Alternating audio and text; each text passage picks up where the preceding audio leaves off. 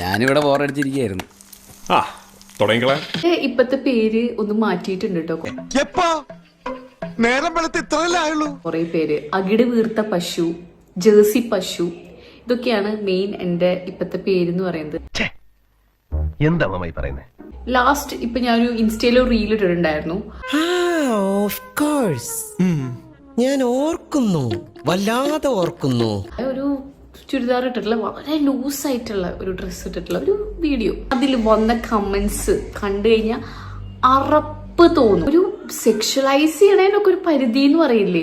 ഇവനെയൊക്കെ MG റോഡിൽ നാട്ടുകാരുടെ മുമ്പിൽ വെച്ച് കുരിച്ചു നിർത്തി കൂമ്പിലിടിച്ച് ബാക്കിൽ മണ്ണെണ്ണ ഒഴിച്ച് വായിൽ തിരികെ കത്തിച്ച് ചാമ്പലാക്കണം എന്നാണ് എന്റെ ആത്മാർത്ഥമായ അഭിപ്രായം. അങ്ങനത്തെ കമന്റ്സ് ആട്ടോ ഫുൾ വന്നേക്കുന്നത്. ഇവനെ പോലുള്ള പബ്ലിക് ന്യൂസൻസുകളെ ഓൺ ദ സ്പോട്ടിൽ വെടിവെച്ച് കൊന്ന് ഇവന്റെ ഒക്കെ തല തെരുവ് നായ്ക്കൾക്ക് ഇട്ടുകൊടുക്കണം. അത്രയും വേണോ സാർ? വേണം. അതിൽ ലൈക്ക് ചെയ്തേക്കുന്നത് കുറെ സ്ത്രീകളും ലൈക്ക് ചെയ്തിട്ടുണ്ട് ഈ കമന്റ്സിനൊക്കെ. ഇനി ഇത് ആവർത്തിക്കരുത്.